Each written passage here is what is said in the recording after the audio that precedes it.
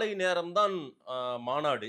கூட்டமே மாலை தான் தொடங்குது. இரவுல இருந்தே அங்க போய் காத்திருந்தாங்களே. இன்னைக்கு பாருங்க முழுக்க முழுக்க ஒரு நாள் முழுவதும் அங்கேயே தஞ்சம் அடைஞ்சுட்டாங்கல்ல. கஞ்சா வேகாத வெயிலு, ம். ஆ ஓ குடிக்க தண்ணி கூட இல்ல. சோத்து பொட்டலம் இல்ல. புளி சாதம், தக்காளி சாதம், தயிர் சாதம் இல்ல. ரூ. 200 கோடி வாங்குற நீ, கடைசி நேரத்தில கேரவன் வேன விட்டு இறங்கி, பஞ்சாப் பவுன்சர்களோடு, உள்ளூர பவுன்சரே கிடைக்கல. ஆ இல்ல சார். எல்லாம் சினிமாத்தனம். ஒரு எல்லாம் ஒரு சினிமாத்தனம். தலைவன் இப்படிதான் சார் இருப்பாரு. அதானே அதாவது நீங்க பார்த்த தலைவன்லாம் அப்படித்தான் இருப்பான். உங்களுக்கு தெரிஞ்ச தலைவன் பூரா இப்படித்தான் இருப்பான். 34 வயசுல நீங்கள் பார்க்குற தலைவன் பூரா இப்படித்தான் செயற்கையா இருப்பான். ஆ கேரவன் வேன்ல தான் அரசியல் இருப்பான். அது அல்ல. தலைவன் எங்கிருந்து வர்றான்? அடி, மிதி, 9 வருஷம் ஜெயில்ல இருந்தார் காமராஜர். பெரியார் வாழ்நாள் முழுக்க சிறை போகாத சிறையே இல்ல. பெல்லாரி சிறையில ஆங்கிலேய அடக்க முடியாத குற்றவாளிகளை பெல்லாரி சிறையில தான் போடுவான். அங்கிருந்து தான் பெரியார் அரசியலுக்கு வர்றாரு. கக்கன் அங்கிருந்து தான் வர்றாரு.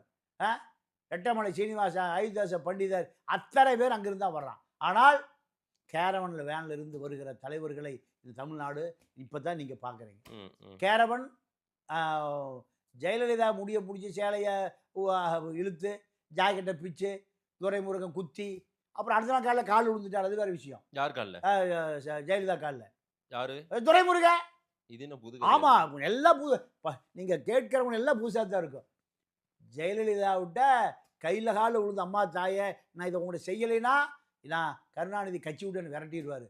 நான் அங்கிருந்தே உனக்கு தேவையான உதவிகளை செய்கிறேன்னு காம்ப்ரமைஸ் ஆனவர் தான் துரைமுருகன். இல்லைன்னா ஜெயலலிதாவை முடிய பிடிச்சி சேலையை பிடிச்சிட்டு இருந்துட முடியுமா?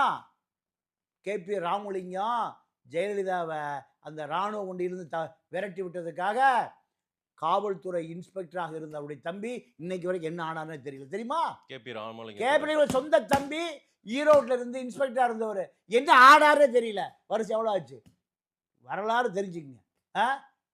வரலாறு ரொம்ப கடுமையானது.